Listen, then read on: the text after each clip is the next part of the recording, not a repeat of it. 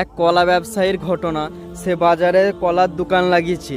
তো দোকান লাগানোর পরে দেখছে যে মানে কেনাকাটা একটু হালকা কম হচ্ছে। সে ভাবলো যে আমাকে অন্যভাবে ব্যবসা করতে হবে। সে সব পরের দিনে সব কলারগুলোর খোলা ছাড়িয়ে নিল। ছাড়িয়ে নেওয়ার পর বাজারে বিক্রি করছে। দেখছে যে অনেক ভিড়, কিন্তু কলা কেউ নেয় না। সবাই দেখছে, চলে যাচ্ছে। কারণ কেন?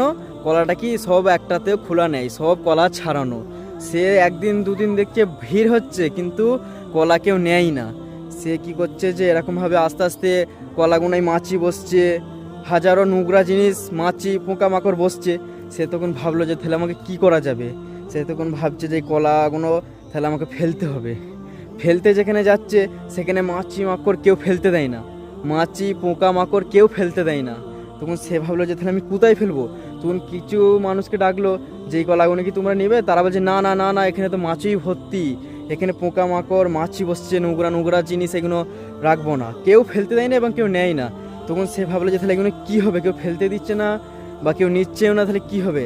তাহলে কিছু টাকা তাদেরকে দিই। তাদেরকে কিছু টাকা দিল। তারা টাকা দেওয়ার পর তারা নেওয়ার পর তারা অন্য জায়গায় যেয়ে ফেলে দিল।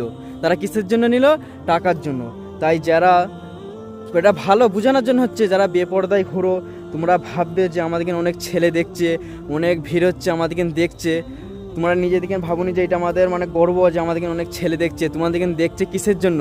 যেরকম ধরো বাথরুম সবাই ব্যবহার করে কিন্তু ওখানে কেউ থাকে না, ঠিক সেরকমই বেপরদা নারীকে সবাই ব্যবহার করে কিন্তু ওখানে কেউ জীবনসঙ্গী বানায় না।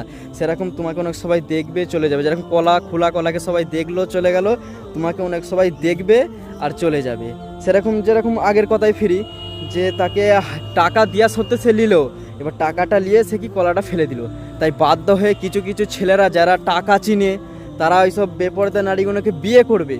করার পর তার বাপের ঘর দিয়ে যে শ্বশুর যে টাকা দিবে, যেরকম কলা ব্যবসায়ী টাকা দিয়েছিল কলা, খারাপ কলার সাথে, সেরকম তার বাপ ওই বেপরদা নারীটাকে জানে যে আমার মেয়ে বেপরদা, সেরকম কেউ বিয়ে করবে না।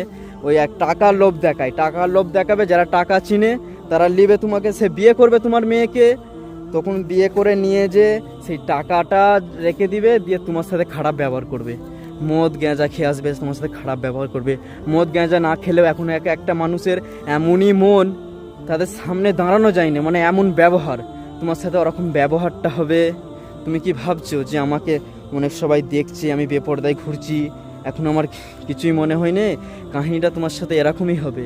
টাকাটা তোমার বাপের নিবে, যদি তোমার বাপ বাইক দিবে, আলমারি দিবে, ফ্রিজ দিবে, সেইগুলো নিবে, আর তোমাকে সে ফেলে দিবে। যেরকম খারাপ কলাটাকে ফেলে দিচ্ছিল, আর তোমাকে টাকাটা রেখেছিল, সেরকম তোমাকেও ফেলে দিবে।